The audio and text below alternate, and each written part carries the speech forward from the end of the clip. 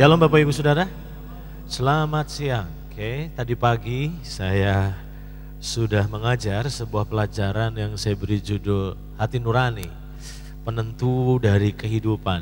Dan saya tidak akan ulang, mungkin nanti saudara bisa lihat rekamannya. Tapi dalam kebaktian kedua ini saya akan menyampaikan sebuah pelajaran yang saya beri judul Krisis Hikmat. Saya bisa minta tolong PowerPoint-nya ditayangkan. Krisis hikmat. Saya tidak tahu apakah saudara sedang mengalami krisis hari-hari ini atau tidak. Tetapi kita akan belajar sebuah pelajaran yang saya beri judul krisis hikmat. Berbicara tentang krisis hikmat, saya melihat bahwa krisis hikmat hari-hari ini sedang melanda dunia. Krisis hikmat adalah sebuah krisis di mana banyak orang sudah mengalami pengalaman yang saya sebut pengalaman habis akal, di mana kita udah nggak lagi bisa bersandar pada pengalaman kita udah nggak bisa lagi bersandar pada pendidikan kita, karena ternyata itu semua tidak cukup untuk bisa mengatasi tekanan dan permasalahan yang hari-hari ini sedang terjadi. Nah, saya melihat bahwa banyak orang hari-hari ini sedang mengalami salah langkah dalam menjalani kehidupannya. Kenapa saya bilang salah langkah? Karena saya melihat banyak orang yang salah mengambil keputusan. Ada titik-titik yang sangat krusial dalam hidup kita dan seringkali tanpa sadar kita mengambil keputusan dan keputusan itu ternyata itu jebakan buat kita. Banyak akhirnya yang pada akhirnya kita menyesali keputusan-keputusan yang kita pernah buat di waktu-waktu yang lalu karena ternyata buah dari keputusan yang kita buat itu ternyata sungguh-sungguh pahit. Alkitab katakan bahwa Amsal pasal 14 ayat yang ke-12 berkata, ada jalan yang disangka orang lurus, tetapi ujungnya menuju maut. Ada jalan yang kita pikir benar, yang kita pikir baik, tapi ternyata di kemudian hari kita baru tahu bahwa ternyata ujungnya menghancurkan kehidupan kita. Ketika saya merenungkan ayat ini, saya teringat akan sebuah peristiwa yang dicatat dalam Kejadian pasal 13. Ayat 9 sampai ayatnya yang ke-11. Kejadian pasal 13 ayat 9 sampai 11, Alkitab mencatat sebuah peristiwa yang dialami oleh Lot dan Abraham. Tentu kita tahu kisahnya sejak semula bahwa Abraham dan Lot antara paman dan keponakan, mereka berdua diberkati oleh Tuhan secara luar biasa. Dan Alkitab mencatat bahwa ternyata karena mereka diberkati dengan sangat limpahnya, akhirnya terjadi perselisihan antara kedua karyawan mereka. Abraham sebagai paman mulai menangkap gelagat yang tidak baik. Bahwa kalau ini diterusin, satu hari ternyata bukan cuma karyawan yang bisa berantem, tapi antara paman dan keponakan bisa berantem. Itu sebabnya akhirnya Abraham dengan bijak dia panggil Lot keponakannya dan dia bilang begini, lebih baik kita berpisah baik-baik, kalau kamu ke kiri, aku ke kanan. Kalau kamu ke kanan, aku ke kiri. Nah, saudara perhatikan Kejadian 13. Bukankah seluruh negeri ini terbuka untuk engkau? Abraham katakan ini kepada ponakannya, Lot. Baiklah pisahkanlah dirimu daripadaku. Jika engkau ke kiri, maka aku ke kanan. Jika engkau ke kanan, maka aku ke kiri. Lalu Lot, saya tertarik dengan kata ini. Lalu Lot melayangkan pandangnya dan dilihatnya bahwa seluruh lembah Yordan banyak airnya seperti taman Tuhan, seperti tanah Mesir sampai ke Sowar. Hal itu sebelum Tuhan memusnahkan Sodom dan Gomora. Ayat 11. Apa yang terjadi? Sebab itu Lot, apa saudara? Memilih baginya, dia memutuskan memilih baginya seluruh lembah Yordan itu, lalu ia berangkat ke sebelah timur dan mereka berpisah. Pertanyaan saya, saudara tahu kisah akhir cerita dari Lot? Setuju nggak kalau Amsal 14 ayat 12 terjadi dalam hidup Lot? Dia pikir keputusannya itu keputusan yang menguntungkan. Ada jalan yang disangka orang lurus, tapi ujungnya menuju maut. Dia berpikir bahwa keputusan yang diambil hari itu sungguh akan menguntungkannya. Sampai satu titik pada akhirnya justru keputusan itu menghancurkan hidup dan keluarganya. Pertanyaan yang saya mau ajukan buat saudara, Bukankah seringkali kita mengalami pengalaman seperti Lot? Ada hal-hal yang saudara sesali di kemudian hari karena saudara pernah mengambil keputusan yang salah. Dan ternyata mengapa kita salah ambil keputusan? Itu terjadi karena kita sedang mengalami krisis hikmat. Nah, sekarang berbicara tentang hikmat, maka pasti saudara yang mempelajari Alkitab akan mengingat satu nama dalam Alkitab, yaitu Salomo. Karena Salomo adalah contoh teladan yang sempurna menurut saya mengenai seseorang yang hidup dengan hikmat Allah. Kalau saudara perhatikan di 1 Raja-Raja pasal 3 ayat 25 sampai 28, ketika Salomo memerintah menjadi raja, dia mengalami satu ujian permasalahan di mana sebagai seorang raja dia harus memutuskan. Masalahnya adalah ada dua wanita yang memperebutkan seorang bayi dan dua-duanya mengaku itu anaknya. Saudara bisa bayangkan kalau kejadian itu pada zaman sekarang, saya pikir tidak perlu susah payah toh. Karena teknologi DNA, tes DNA sebetulnya sudah bisa menyelesaikan masalah ini. Tapi bayangkan pada zaman itu belum ada teknologi secanggih seperti sekarang ini. Jadi artinya Salomo sungguh-sungguh diperhadapkan pada satu dilema di mana dia harus mengambil keputusan yang tepat. Dan Alkitab katakan di dalam 1 Raja-Raja 3 ayat 25 sampai 28, Salomo akhirnya dapat hikmat. Dia dapat hikmat, dia bilang gini, potong saja jadi dua. Sama-sama adil. Tidak ada yang dapat gitu. Dan Alkitab katakan dari keputusan itulah justru menguak siapa sesungguhnya ibu daripada bayi ini. Oke, saudara? Nah, kalau saudara perhatikan dalam ayatnya yang ke-28, ketika seluruh orang Israel mendengar keputusan hukum yang diberikan raja, maka takutlah mereka kepada raja sebab mereka melihat. Apa yang mereka lihat? Bahwa hikmat yang daripada Allah ada dalam hatinya untuk melakukan keadilan. Jadi Salomo saat itu bisa memecahkan kasus yang pelik, dan apa yang terjadi? Itu terjadi oleh karena dia mengalami hikmat Allah.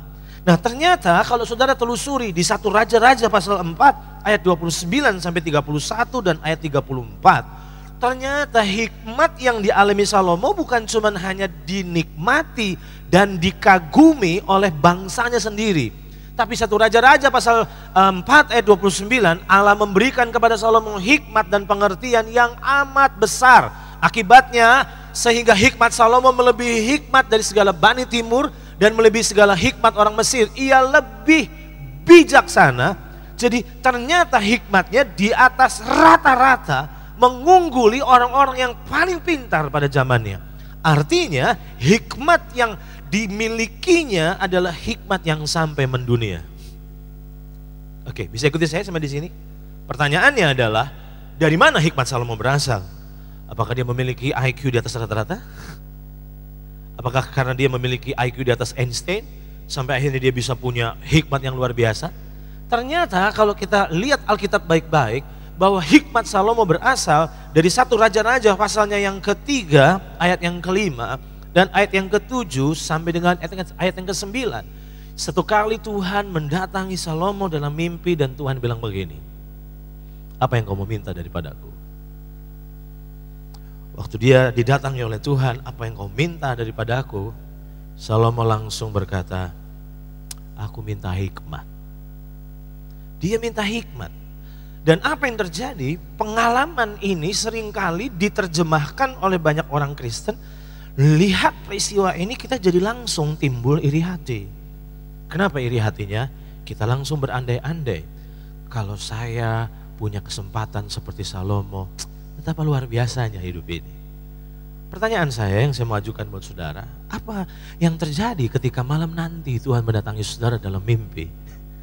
Dan Tuhan bilang begini, apa yang kau mau minta daripadaku? Kita langsung melihat bahwa, beruntung sekali Salomo. Saya pun semula berpikir demikian. Sampai Tuhan ingatkan di dalam Matius pasal 7 ayat 7 sampai 8. Ternyata bukan cuma hanya Salomo yang mendapat hak istimewa ini. Karena ternyata setiap orang yang percaya pada Tuhan ternyata mendapat hak yang sama. Yesus berkata dalam Matius pasal 7 ayat 7 berkata, mintalah maka akan diberikan kepadamu. Jadi ternyata bukan cuma hanya Salomo yang ditantang. saudara dan saya pun ditantang. Amin. Apa yang membedakannya? Yang membedakannya itu sebabnya pertanyaan saya yang saya catat di PowerPoint ini adalah apa yang akan kita minta dari Tuhan? Apa yang akan kita minta dari Tuhan? Masalahnya kita punya kesempatan yang sama, tapi masalahnya Salomo telah memanfaatkan kesempatan itu ketika Tuhan berkata minta apa saja, nggak ada limit, saudara. Minta apa saja yang aku mau perbuat dan aku mau berikan kepadamu. Dan Alkitab katakan Salomo langsung bilang begini, saya minta hikmat. Saya nggak minta yang lain, saya cuma minta hikmat. Dan ternyata banyak orang percaya mendapat kesempatan yang sama. Tuhan bilang, mintalah, maka akan diberi. Pertanyaannya, apa yang akan kita minta dari Tuhan? Waktu saya renungkan ini, Tuhan ingatkan satu orang dalam Alkitab yang dicatat di dalam Lukas pasal 18, ayat yang ke-35 sampai 43. Lukas pasal 18 ayat 35 sampai 43, khususnya ayat 40 sampai 43, dialami oleh seorang pengemis buta yang bernama Bartimeus. Alkitab katakan tentu kita sangat familiar dengan kisah ini, di mana satu kali ada seorang pengemis buta namanya Bartimeus yang duduk di jalan masuk ke kota Yeriko, dan satu hari dia mengemis seperti aktivitas hariannya, dan dia mendengar orang banyak lewat, dan dia cari tahu bahwa ternyata sumber suaranya adalah karena ada Yesus lewat. Itu sebabnya dia pernah mendengar berita tentang Yesus. Dia mulai timbul pengharapan bahwa ternyata ini kesempatan untuk dia mengalami kesembuhan. Itu sebabnya dia memanggil Yesus, dia berseru dengan suara keras. Walaupun orang banyak di sekitarnya menyuruhnya diam karena mereka berpikir ini gangguan. Tapi Alkitab katakan dia semakin keras berseru. Akhirnya dia berhasil menghentikan langkah Yesus. Dan Yesus bilang, panggil orang itu. Waktu Bartimeus dituntun sampai ke hadapan Yesus, ternyata Alkitab katakan Yesus mengajukan sebuah pertanyaan. Pertanyaannya adalah, apa yang kau mau minta daripadaku? Hal yang unik ketika saya renungkan ini, waktu Yesus tantang dia berkata, apa yang kau kehendaki supaya aku perbuat bagimu? Langsung Bartimeus berkata, aku mau melihat. Pernahkah saudara berpikir bahwa sebetulnya Bartimeus bisa saja meminta yang lain? Ingat, dia pengemis. Yang kedua, dia adalah buta. Pengemis buta zaman dulu pasti miskin. Kalau pengemis zaman sekarang jangan-jangan lebih kaya dari saudara. Jangan-jangan lebih kaya dari saudara, karena ada kampung pengemis di daerah Brebes, Tegal sana katanya, dan memang benar mereka mengumpulkan kekayaan dari mengemis katanya. Tetapi zaman dulu tidak secanggih sekarang ini sebetulnya. Jadi kalau sampai dia mengemis, itu karena tidak ada pilihan lain. Tidak ada pilihan lain. Nah, bisa saja sebetulnya dia minta kekayaan toh. Capek ngemis loh saudara, ngemis itu capek. Udah panas-panasan, mana ada pengemis pakai payung. Zaman dulu pasti dia harus menikmati dengan di bawah terik matahari dari pagi sampai sore, dia mesti nunggu belas kasihan orang. Itu sebabnya dia bisa saja minta kekayaan. Kalau saya jadi Bartimeus mungkin saya bilang, Tuhan saya capek kere Tuhan. Saya pengen kaya. Saya pengen pensiun dari pengemis. Itu sebabnya saya minta kekayaan. Tapi Alkitab katakan dia bilang, aku mau supaya mataku bisa melihat. Saya berpikir, bisa saja toh dia minta jodoh. Walaupun Alkitab tidak jelaskan, tapi menurut dugaan saya bahwa jangan-jangan dia belum punya jodoh. Mana ada wanita yang punya akal sehat, menikah sama seorang pengemis buta lagi. Artinya menikah sama masalah. Artinya bisa saja saat itu dia belum menikah. Itu sebabnya bisa saja dia bilang gini, aku mau jodoh supaya aku nikah, aku capek sendirian. Aku pengen dapat teman hidup. Tapi Alkitab katakan bahwa dia tidak minta itu. Dia minta apa saudara? Penglihatan. Apa yang saya mau coba sampaikan lewat hal ini? Lewat hal ini saya menyimpulkan bahwa ternyata Bartimeus itu adalah seorang yang tahu apa yang dia tahu. Apa yang paling dibutuhkannya. Pertanyaan yang saya mau ajukan buat saudara. Apakah saudara tahu apa yang paling dibutuhkan dalam hidup ini? Ya, saya lihat beberapa muka di antara saudara, mungkin saudara butuh kekayaan. Ada beberapa di antara saudara yang butuh teman hidup. Ada beberapa di antara saudara yang membutuhkan kesembuhan. Itu sebabnya kita mendapat kesempatan yang sama. Tuhan bilang minta, maka aku akan berikan kepadamu. Tapi masalah yang membedakan kita sama Salomo dan Bartimeus adalah kita tidak tahu apa yang sebenarnya paling kita butuhkan dalam hidup ini. Itu sebabnya kita salah minta sebetulnya. Nah, apa yang kita bisa pelajari dari poin ini? Ternyata ada banyak orang yang hari-hari ini seharusnya sebagai orang percaya kita dapat mengalami hikmat daripada Tuhan. Tapi mengapa ada banyak orang percaya gagal hidup dalam hikmat Tuhan? Karena menurut saya adalah penghalang untuk kita mengalami hikmat Allah adalah perasaan merasa tahu. Perasaan di saat kita merasa tahu, itu sebabnya saya catat seseorang yang merasa tahu akan sulit mengalami hikmat Allah. Kapan saudara berhenti di tengah jalan dan tanya ketika saudara sudah sadar, saudara ternyata sudah mentok sana sini. Saya sama istri saya adalah hamba Tuhan yang traveling gitu. Dan ada waktunya saya diundang di tempat yang alamatnya saya tidak tahu. Ya, sekarang ada Google Map, Waze jadi solusi. Tapi waktu dulu bingung. Udah cari-cari. Sementara jam kebaktian sudah semakin dekat. Nyasar sini, nyasar sana. Di titik itu biasanya saya berhenti di tengah jalan, saya cari orang dan saya bilang, "Pak, ini alamat ini di mana?" Nah, kapan kita berhenti dan tanya? Waktu sudah mentok. Betul nggak saudara? Waktu sudah mentok. Sudah akhirnya kita sadar bahwa ternyata kita tidak tahu. Nah, mengapa ada banyak orang percaya gagal mengalami hikmat Allah? Karena perasaan merasa tahu gitu. Perasaan merasa tahu membuat kita gagal mengalami hikmat daripada Tuhan. Ketika saya merenungkan ini, maka Roh Kudus singkapkan hal ini kepada saya bahwa pengalaman habis akal sebenarnya berjasa untuk menyadarkan bahwa saya membutuhkan hikmat Allah. Apakah saudara sekarang sedang mengalami pengalaman habis akal? Dari cara nyanyinya beberapa udah habis akal. Kalau yang belum habis akal terlalu ekspresif. Kalau udah habis akal udah larut dengan masalahnya sendiri. Ternyata pengalaman habis akal adalah pengalaman di mana kita udah nggak tahu lagi apa yang mesti kita lakukan. Pengalaman habis akal itu bisa dialami waktu kita menghadapi pasangan kita. Kita selalu berpikir, apakah perceraian jadi solusinya? Pengalaman habis akal juga seringkali kita alami waktu kita mendidik anak. Kita udah nggak tahu lagi gimana caranya ngadepin anak kayak gini. Pengalaman habis akal juga seringkali terjadi ketika kita menjalankan bisnis kita. Di mana titik-titik tertentu akhirnya kita sadar bahwa ternyata semua pengalaman kita, semua pengetahuan dan pendidikan kita tidak cukup untuk mengangkat keterpurukan kita. Itu sebabnya saya mau sampaikan satu poin penting buat saudara bahwa pengalaman habis akal yang sedang Tuhan izinkan melanda setiap kita adalah pengalaman yang sangat berjasa untuk menyadarkan bahwa ternyata saya butuh hikmat. Saya butuh hikmat. Nah, kenapa ini penting? Karena kalau kita lihat di dalam Lukas pasal 5 ayat 4 sampai 6, satu kali Petrus mengalami satu pengalaman yang menurut saya walaupun tidak dicatat, sebetulnya dia sedang habis akal. Dia sudah mengerjakan profesi hariannya dan Alkitab katakan tidak seekor ikan pun dia dapat. Dia sedang mencuci jalannya ketika Yesus mendatanginya dan Alkitab katakan bahwa Yesus meminjam perahunya. Dan waktu Yesus meminjam perahunya, Yesus pakai perahunya untuk mimbar di mana Yesus mengajar orang banyak pada saat itu.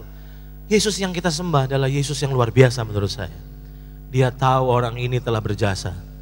Itu sebabnya dia bilang ini, dia tahu balas budi saudara. Tuhan yang kita sembah adalah Tuhan yang tahu balas budi menurut saya. Kalau saudara mencari dahulu kerajaan Allah dan kebenarannya, saudara tidak perlu minta dan nuntut, maka semuanya pasti akan ditambahkan kepada saudara. Yesus yang kita sembah tidak perlu diingatkan. Kalau saudara mendahulukan dia, maka dia tahu persis menjawab kebutuhan saudara. Masalahnya saat itu Petrus mendahulukan Yesus dan Alkitab mengatakan bahwa setelah Yesus selesai mengajar, Lukas pasal 5 ayat 4 sampai 6 berkata, setelah selesai Yesus berbicara, ia berkata kepada Simon, bertolaklah ke tempat yang dalam dan tebarkanlah jalamu untuk menangkap ikan. Simon menjawab. Apa jawabnya? Guru, telah sepanjang malam kami bekerja keras dan kami tidak menangkap apa-apa. Saya mau tanya, apakah ini habis akal? Ini habis akal menurut saya. Tetapi pertanyaan yang saya mau ajukan buat saudara adalah, pernahkah saudara renungkan kenapa waktu Yesus bilang bertolaklah ke tempat yang lebih dalam dan tebarkan jalamu, langsung Petrus menanggapi, Guru, telah sepanjang malam kami bekerja keras dan kami tidak menangkap apa-apa? Menurut saudara, apa yang melatar belakangi Petrus merespon hal ini? Jawabannya menurut saya, karena dia tahu betul yang sedang berbicara kepadanya adalah seorang tukang kayu. Seorang tukang kayu datang kepada seorang nelayan profesional dan mengajari cara menangkap ikan. Saudara bisa ikuti saya? Itu sebabnya waktu Yesus bilang bertolaklah ke tempat yang lebih dalam dan tebarkanlah jalamu, langsung Petrus bilang gini, Guru, bahasa saya, kau mau ngajari saya cara nangkap ikan? Lalu dia jelaskan, dia bilang, tahu yang engkau harus tahu, telah semalam-malaman aku bekerja keras dan tidak ada seekor ikan kecil pun aku dapat. Apa artinya? Kalau saudara telusuri, maka sebenarnya yang Yesus katakan itu benar-benar melampaui akal sehat. Nangkep ikan itu yang tepat waktu bukan di siang hari, Bapak Ibu, di malam hari.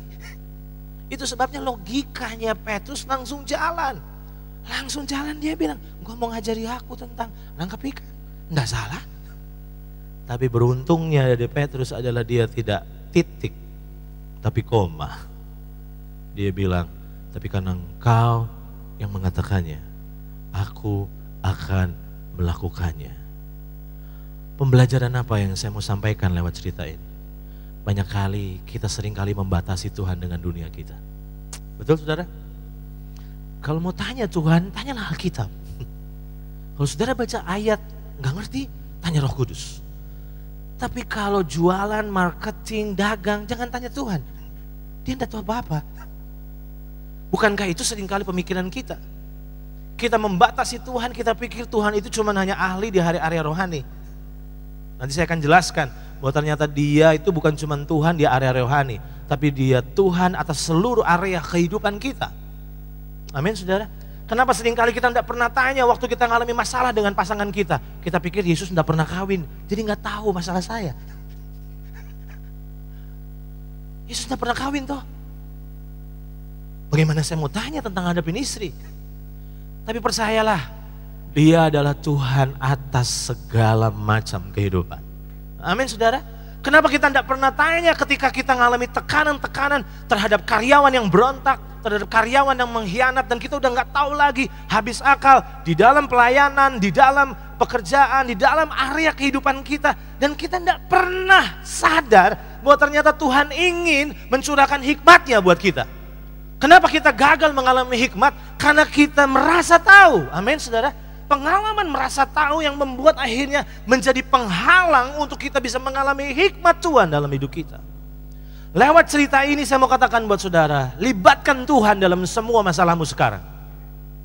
Tanya dia dan saudara akan terkejut bahwa apa yang dikatakannya adalah merupakan solusi dari masalahmu. Amin saudara. Nah sekarang kita akan lanjutkan. Apa yang melatar belakangi Salomo itu minta hikmat? Sederhana sekali. 1 Raja-Raja 3 ayat 7 bilang, karena aku masih sangat muda dan belum berpengalaman. Dalam terjemahan yang lain dikatakan bahwa belum tahu apa-apa tentang seluk-beluk pemerintahan.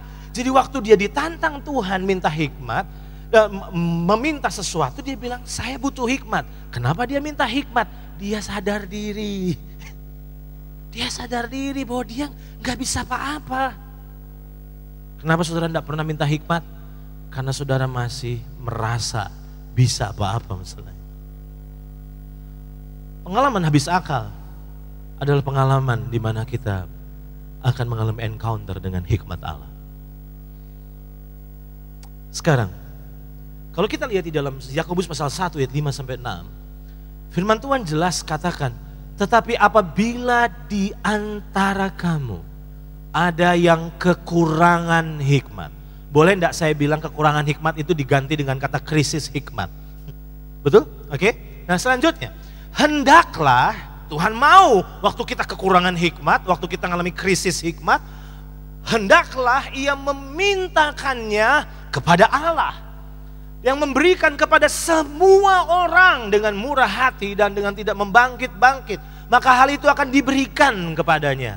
Hal itu apa saudara? Sesuai konteksnya, hal itu adalah hikmat. Betul? Ini bicara tentang hikmat. Jadi ini masih ada kaitannya dari ayat per ayat. Oke? Nah selanjutnya, maka hal itu akan diberikan kepadanya. Hendaklah ia memintanya dalam iman. Dan sama sekali jangan bimbang, sebab orang yang bimbang sama dengan gelombang laut yang diombang-ambingkan kian kemari oleh angin. Yang orang yang demikian janganlah mengira bahwa ia akan menerima sesuatu dari mana saudara? Dari Tuhan. Menerima sesuatu ini apa? Hikmat. Tetapi apabila di antara kamu ada yang kekurangan hikmat. Di dalam terjemahan yang lain, coba lihat terjemahan ini. Di dalam terjemahan The Message kata, barang siapa ada yang kekurangan hikmat, di dalam bahasa Inggrisnya dan dalam terjemahan The Message digunakan kata, if you don't know what you are doing. Saudara pernah mengalami pengalaman ini? Jika kita udah mengalami satu pengalaman, satu peristiwa di mana kita udah nggak tahu lagi apa yang mesti dilakukan. Pernah alami itu? Kalau saudara manusia, pasti saudara pernah alami itu. Pasti kita ngalami titik sehebat-hebatnya kita. Pasti kita ngalami titik di mana gini. Ada masa di mana kita udah gak tahu lagi apa yang kita mesti lakukan. Dan ternyata Tuhan bilang, pray to the Father. Berdoa kepada Bapamu. He love to help, you will get His help. Jadi waktu titik di mana kita udah gak tahu lagi apa yang kita mesti lakukan. Di titik itu sebenarnya Tuhan pingin supaya kita ingat Dia. Amin. Ingat Dia dan datang kepada Dia dan meminta hikmat kepadanya. Nah poin ini penting karena ternyata dua syarat untuk kita mengalami hikmat Allah. Sebelumnya adalah kita mesti sadar dulu bahwa kita butuh hikmat. Tapi bagaimana caranya untuk kita bisa mengalami hikmat Allah? Alkitab katakan ada dua syarat untuk kita bisa mengalami hikmat Allah. Yang pertama adalah meminta, tetapi tidak cuma asal minta, tapi ayat ini katakan dengan iman. Saya banyak ketemu sama orang percaya ngomong begini, saya sudah minta Pak, saya sudah minta.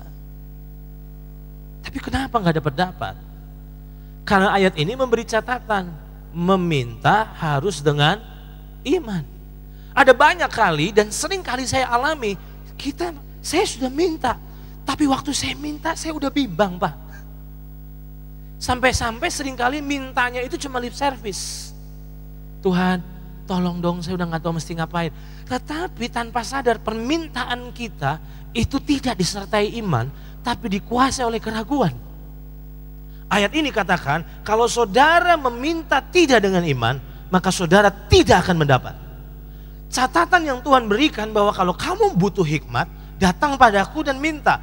Tapi dengan catatan minta dengan iman. Nah sekarang timbul pertanyaan. Pertanyaannya adalah, apa dasar dari iman kita toh? Kalau ternyata iman itu penting waktu kita meminta hikmat, jadi gimana caranya supaya saya bisa beriman? Di dalam Yakobus pasal 1 ayat yang kelima, saudara perhatikan baik-baik ayat ini.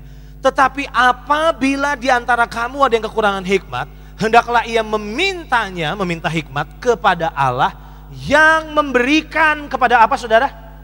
Kepada apa? Semua orang, gak ada pengecualian. Semua orang, katakan semua orang. Katakan semua orang. Sekali lagi, katakan apa? Semua orang. Jadi Tuhan itu ngasih catatan, kalau kamu minta hikmat, Tuhan itu akan ngasih hikmat kepada semua orang. Semua orang yang apa? Yang memintanya. Selanjutnya, hendaklah ia memintanya kepada Allah yang memberikan kepada semua orang dengan apa saudara? Dengan apa saudara? Katakan murah hati. Lebih keras lagi, katakan murah hati. Jadi ada dua kata kunci. Semua orang murah hati. Selanjutnya, dan dengan tidak membangkit-bangkit, maka hal itu akan diberikan kepadanya. Di dalam terjemahan firman Allah yang hidup, ia selalu bersedia. Bersedia untuk apa? Memberikan kebijaksanaan dengan limpahnya. Bukan sedikit-sedikit, bukan enggak. Tuh, saya mau kasih bocoran sama saudara. Tuhan yang kita sembah, itu kalau ngasih hikmat, itu enggak pernah pelit. Saya ulang sekali lagi. Muka-mukanya muka-muka enggak percaya nih. Ayat ini ngomong begini.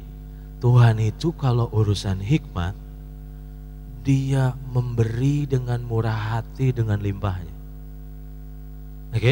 Oke, saudara. Ia selalu bersedia memberikan kebijaksanaan dengan limpahnya kepada semua orang yang memohonkannya. Ia tidak akan merasa kesal karenanya. Saya mau katakan sama saudara. Kalau saudara datang sama Tuhan, saudara meminta hikmat, maka itu baik banget di mata Tuhan. Dan saudara harus paham, kalau saudara datang pada Tuhan dan meminta hikmat, maka saya mau kasih bocoran sama saudara, Tuhan itu memberinya sampai tutup mata, sambil tutup mata. Sekarang, kalau saudara datang pada Tuhan minta kekayaan, pasti sebelum dijawab Tuhan lihat-lihat dulu.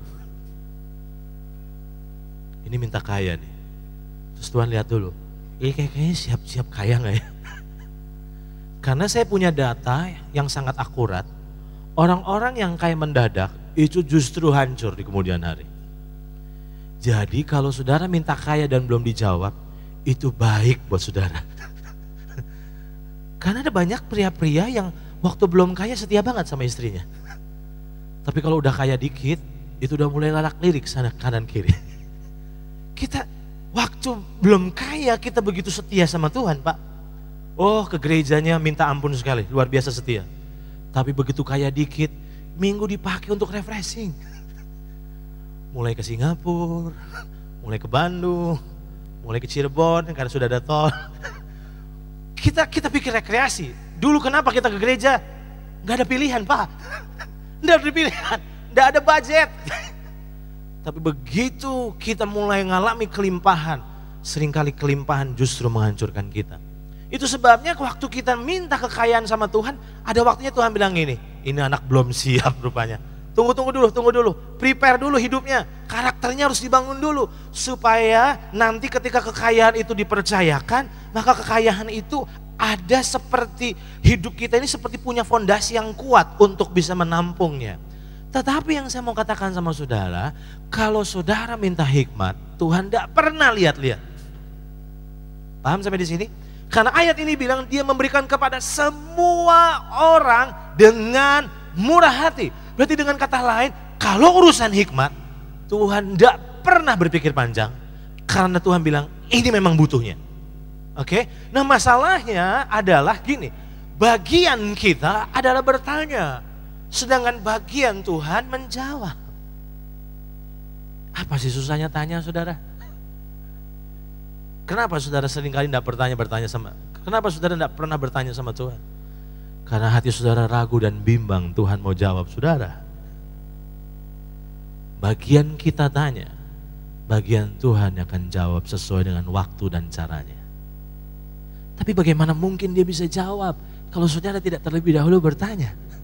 Saya ulang, bagaimana mungkin dia bisa menjawab kalau saudara tidak terlebih dahulu bertanya?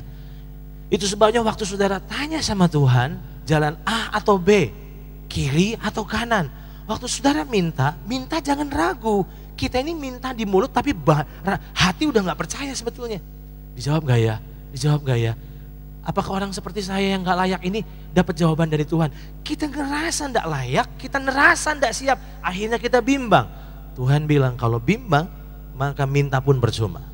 Tapi Tuhan bilang kalau kamu minta dengan percaya, maka aku pasti akan memberikan kepada semua orang. Katakan semua orang. Katakan semua orang. Dengan apa saudara? Murah hati.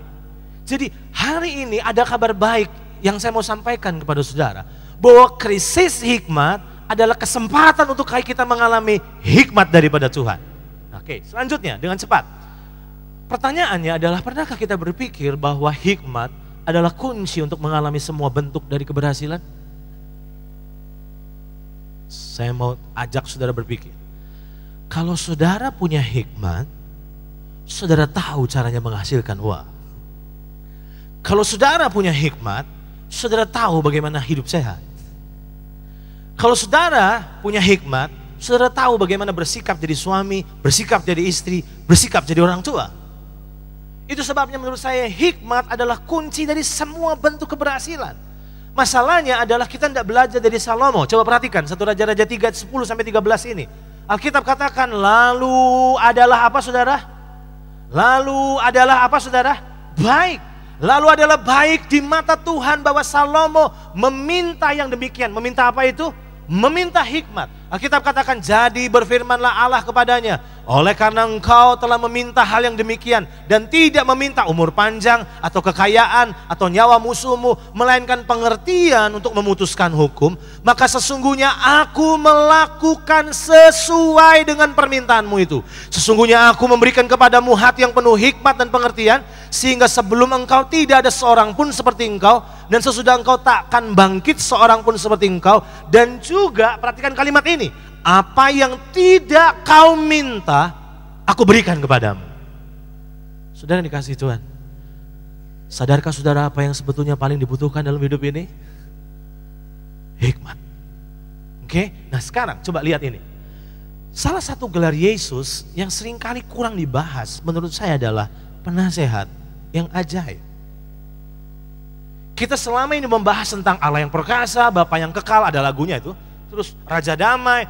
Tapi kita tidak pernah membahas tentang Yesus itu ternyata adalah penasihat ajaib. Pertanyaannya, kalau seseorang disebut sebagai penasihat ajaib berarti apa? Nasihatnya selalu ajaib. Saya ulang, kalau sampai seseorang diberi gelar penasihat ajaib, itu berarti nasihat-nasihatnya itu ajaib. Sadarkah saudara? Kalau saudara minta hikmat dan Tuhan memberikan hikmat, hikmatnya itu selalu ajaib-ajaib.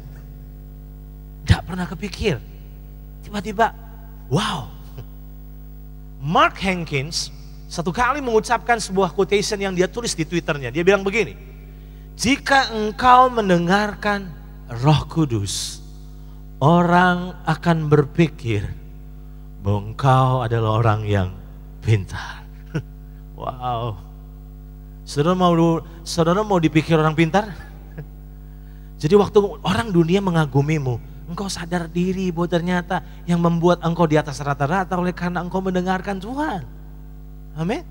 Masalahnya adalah ketika kita mendengarkan Roh Kudus, maka kita akan mengalami hikmat yang ajaib. Waktu kita mengalami hikmat yang ajaib, maka orang berpikir kita pintar. Nah, saya mau jelaskan. Ada seorang kawan saya bernama Pak Pugu. Semalam saya sengaja telepon untuk memastikan ceritanya. Dia dulu itu berasal dari Sragen, Jawa Tengah. Dia adalah karyawan dari Novotel ternyata. Kayaknya bukan Novotel ini, tapi kalau ini karyawan Novotel. Dia capek, dia kerja di bagian IT, jadi tidak nyambung sebetulnya. IT. Akhirnya dia pikir saya pengen usaha.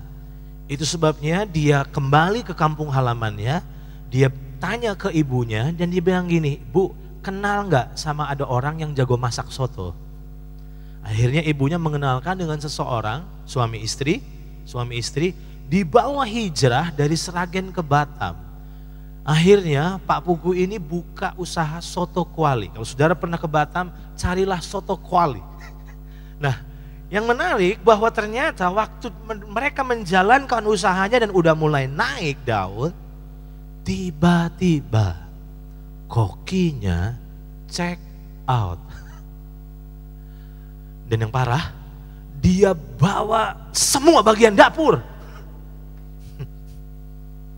Jadi bukan cuma hanya orang ini yang keluar, tapi dari kesaksian semalam saya telepon dia bilang, Pak, semua orang dapur dibawa semua.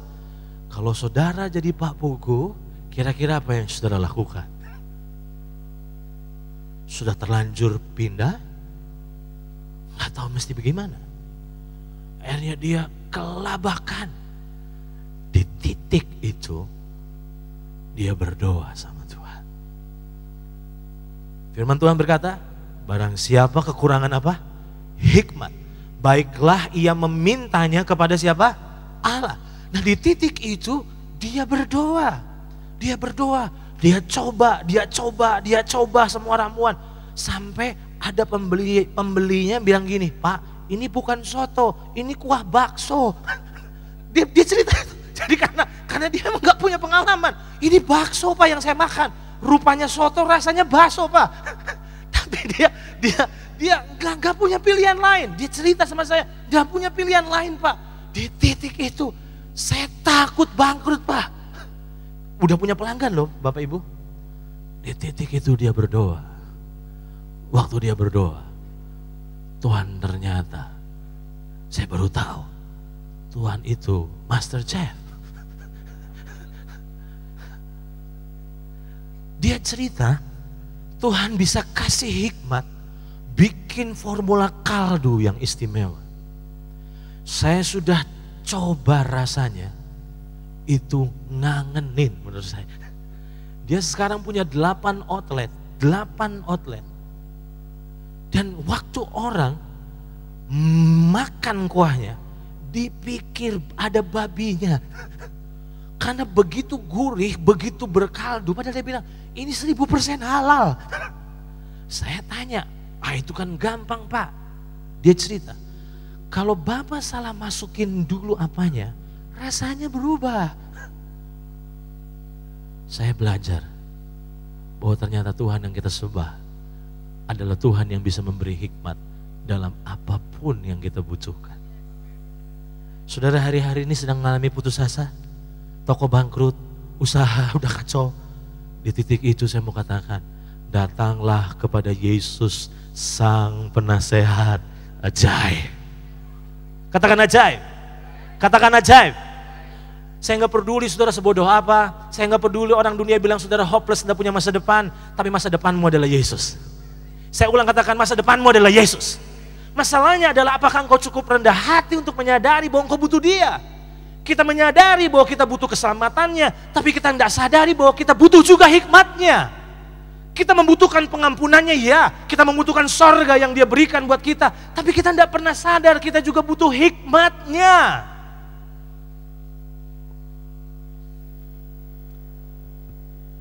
Ulangan 8 ayat 18. Tuhan berkata bahwa ternyata Tuhan itu tidak pernah memberi kekayaan. Makanya jangan pernah berdoa minta kekayaan. Ulangan 8 ayat 18 berkata bahwa Tuhan itu memberi kekuatan untuk memperoleh kekayaan. Jadi kalau saudara datang, Tuhan saya minta kaya, saya minta kaya, saya minta kaya. Tidak nyambung. Karena Tuhan itu mau kasih kekuatan untuk memperoleh kekayaan. Jadi kekayaan itu butuh kekuatan loh saudara untuk memperolehnya. Pertanyaannya, apakah kekuatan untuk memperoleh kekayaan? Tafsiran saya salah satunya adalah hikmat. Hikmat Allah adalah kekuatan untuk memperoleh kekayaan. Nah, mengapa ini penting? Kalau saudara perhatikan, maka apa yang sebetulnya kita alami hari-hari ini, bahwa krisis hikmat adalah akar dari segala krisis sebetulnya. Saudara lagi mengalami krisis rumah tangga?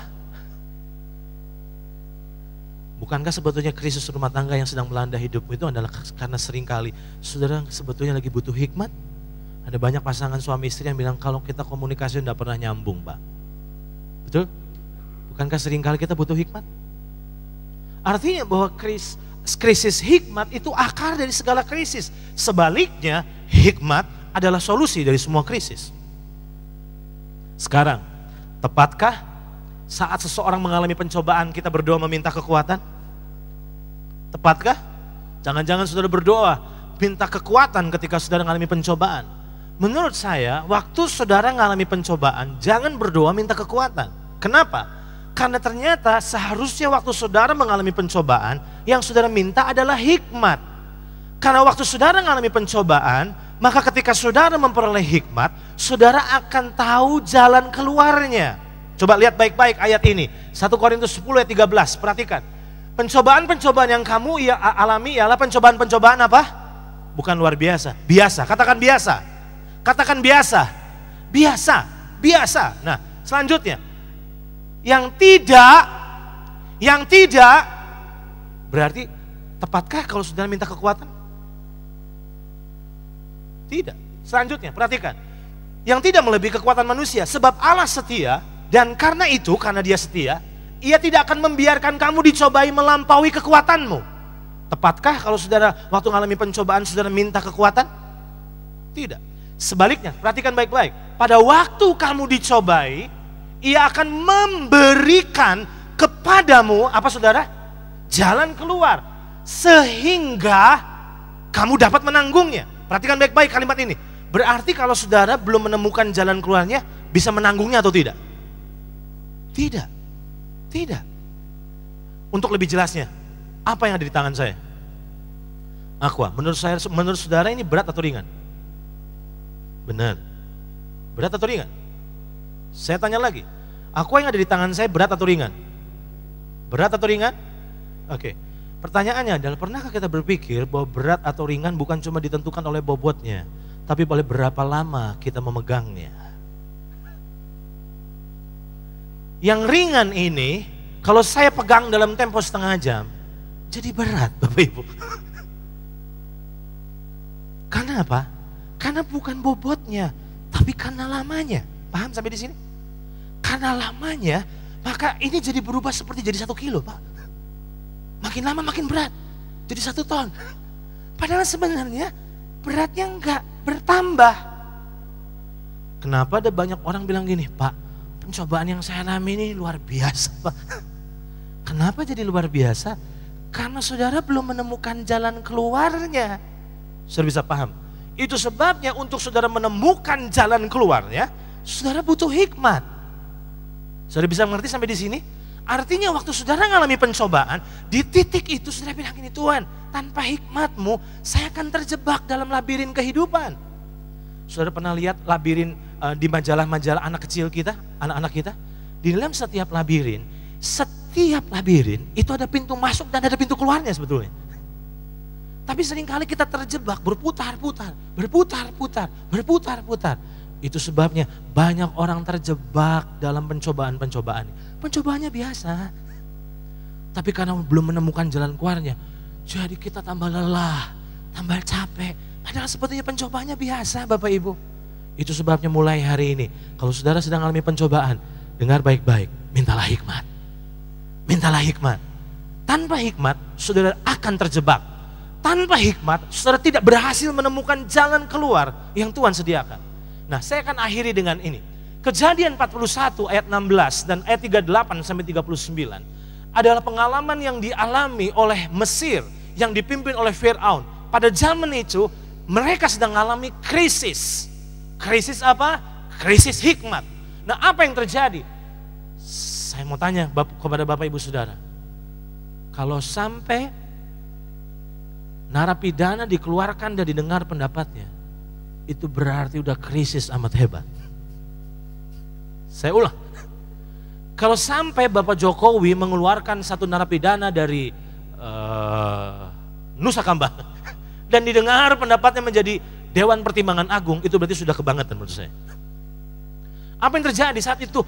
Firaun sedang dilanda oleh krisis di mana dia dapat mimpi, dan ternyata mimpi itu adalah merupakan sebuah warning dari Tuhan yang bakal dialami oleh Mesir.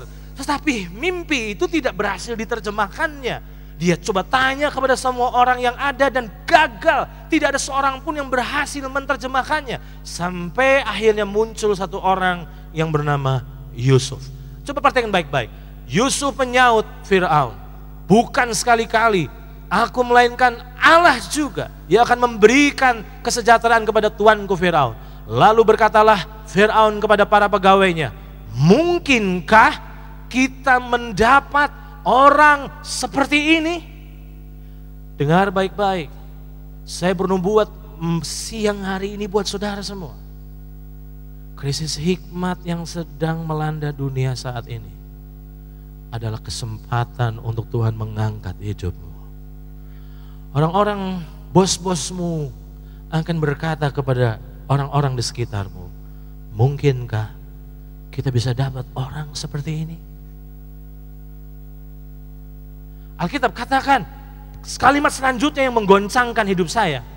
Mungkinkah kita mendapat orang seperti ini? Seorang yang penuh Roh Allah. Bagaimana saudara bisa tahu seseorang dipenuhi roh Allah? Orang karismatik mengukurnya dengan bahasa roh. Tapi yang ngomong ini adalah orang yang tidak kenal Tuhan, Bapak Ibu. Orang yang ngomong ini adalah Fir'aun yang penyembah berhala. Saya mau katakan sama saudara, kalau saudara berbahasa roh di depan Fir'aun, saudara dipikir orang gila dan kerasukan setan. Waktu saudara berbahasa roh, maka yang terjadi, orang-orang dunia yang gak ngerti kebenaran, mereka pikir saudara kerasukan setan. Tapi yang ajaib adalah, orang dunia menerjemahkan, mengukur parameter seseorang dipenuhi oleh roh Allah, adalah ketika kita dikuasai dan dipenuhi oleh hikmat Allah. Apa artinya? Ternyata hikmat Allah itu membuat, itu sebabnya saya lihat gambar ini. Hikmat Allah adalah merupakan anak tangga untuk kita naik. Jadi kalau hari-hari ini perusahaanmu sedang digoncangkan dengan luar biasa, omsetnya turun drastis, dan di titik itu tidak ada orang yang bisa memberikan dan menemukan solusinya. Dengar baik-baik, itu kesempatan di mana engkau akan tampil dan menyatakan hikmat Allah. Hikmat Allah ternyata anak tangga untuk naik. Hikmat Allah anak tangga untuk Yusuf naik dari narapidana jadi orang nomor 2. Hikmat Allah akan membuat engkau mengalami promosi jabatan. Dengar baik-baik, ini kairos Tuhan, di mana Tuhan sedang prepare. Pesan ini sungguh sedang melengkapi saudara untuk saudara siap menghadapi krisis. Karena pesan ini adalah merupakan anak tanggamu untuk engkau tahu waktu engkau mengalami pengalaman habis akal, engkau tahu apa yang engkau harus lakukan. Datang pada Tuhan. Nah, perhatikan slide yang terakhir ini. Bahwa ternyata kalau kita lihat krisis hikmat bukan cuma hanya terjadi pada zaman Firaun, tapi juga terjadi pada zaman Nebukadnezar. Apa yang terjadi saat itu, kembali lagi dapat mimpi, tapi tidak ada yang bisa mengartikannya. Daniel 2 ayat 16 berkata, maka Daniel menghadap raja dan meminta kepadanya supaya diberi waktu untuk memberitahukan makna itu kepada raja. Selanjutnya, kemudian pulanglah Daniel dan memberitahukan hal itu kepada Hananya, Misael dan Asaria teman-temannya. Dengan maksud supaya mereka memohon kasih sayang kepada Allah semesta langit mengenai rahasia itu. Saya mau tanya, kalau sampai Daniel itu pintar, perlu gak dia minta belas kasihan Tuhan? Tidak perlu tanya Tuhan, tidak perlu minta waktu. Terbukti bahwa hikmat itu bukan dari dirinya, betul gak saudara? Kalau hikmat itu dari dirinya, dia tidak perlu minta waktu. Dia langsung datangi, dia bilang, ceritakan, nanti saya jelaskan. Tapi dia mesti minta waktu, dia panggil teman-temannya, dia libatkan komunitasnya, dia pengen supaya mereka memohon belas kasihan Tuhan. Berarti dengan kata lain, dia sedang menggenapi Yakobus pasal 1 tadi. Barang siapa kekurangan hikmat, baiklah ia memintanya kepada siapa? Kepada Allah. Nah, Alkitab katakan selanjutnya, maka rahasia itu, apa saudara? Disingkapkan. Disingkapkan. Berarti dengan kata lain, ketika engkau meminta, percayalah pasti disingkapkan. Amin. Dan selanjutnya apa yang terjadi? Kalau saudara baca ayat 47, berkatalah raja kepada Daniel, sesungguhnya lah Allahmu itu Allah yang mengatasi segala Allah dan yang berkuasa atas segala raja dan yang menyingkapkan rahasia-rahasia, sebab engkau telah dapat menyingkapkan rahasia itu. Apa yang saya mau coba sampaikan buat saudara, dengar baik-baik kalimat ini. Hikmat Allah bukan cuma alat untuk engkau memperoleh kekayaan, tapi hikmat Allah adalah alat untuk engkau bisa bersaksi bahwa Tuhan itu hidup. Hikmat Allah itu bukan cuma formula keberhasilan buat dirimu semata, tapi hikmat Allah adalah merupakan media untuk orang dunia bisa kenal siapa sesungguhnya Tuhan yang kita sembah. Kesimpulan saya, hikmat Allah adalah senjata kesaksian orang percaya di akhir zaman. Coba lihat, saya mundur lagi slide-nya. Saudara masih ingat ayatnya yang ke-39 tentang Yusuf? Kata Fir'aun kepada Yusuf, oleh karena Allah telah memberitahukan semuanya ini kepadamu, tidaklah ada orang yang demikian berakal budi dan bijaksana seperti engkau. Ujungnya Tuhan dipermuliakan. Saya ulang. Ujungnya Tuhan yang harus dimuliakan. Saya mau berpesan sama saudara. Nanti kalau Tuhan mulai memberikan hikmat dengan limpah sama saudara, jangan sombong. Jangan sombong. Jangan sombong. Karena sombong akan hanya menghancurkan hidupmu di kemudian hari. Tetap rendah hati dan sadar diri bahwa semuanya dari Tuhan. Semuanya dari Tuhan. Nah, sekarang poin pentingnya, pemain musik bisa tolong bersiap-siap. Sadarkah saudara bahwa hikmat Allah itu senjata kesaksian orang percaya di akhir zaman? Dengar baik-baik, selama ini dengar baik-baik. Gereja selalu berpikir senjata kesaksian itu hanya sign and wonder. Kita selalu berpikir bahwa kesaksian untuk menyatakan Kristus kepada dunia adalah dengan mujizat-mujizat. Saya setuju dengan itu. Tapi dengar baik-baik, ada waktunya mereka tolak kita. Saya baru ketemu sama seorang rekan hamba Tuhan, datangin salah satu rumah sakit, orang yang udah hampir mati, dan bilang gini, boleh saya berdoa? Saya punya dokter yang hebat. Begitu disebut dokternya, namanya siapa? Yesus. Orang ini langsung teriakan mereka. Dan diusir orang ini. Tapi saya mau katakan sama saudara, kesaksian kita itu senjatanya bukan cuma kuasa dan mujizat, tapi juga hikmat Allah. Akan datang waktunya, orang-orang akan lihat Tuhan yang ajaib itu ada dalam hidupmu.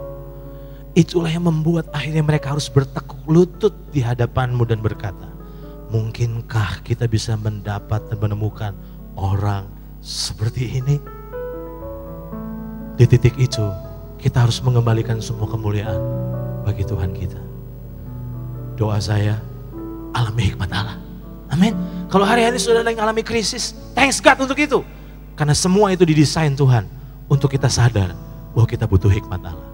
Minta dengan iman dan saudara akan lihat hikmat Tuhan mulai masuk dalam area-area hidupmu. Seluruh area hidupmu diintervensi Tuhan dan pada akhirnya kita akan diangkat menjadi terang dan garam dunia. Tuhan memberkati saudara semua. Mari kita berdiri, kita berdoa. Terima kasih Tuhan.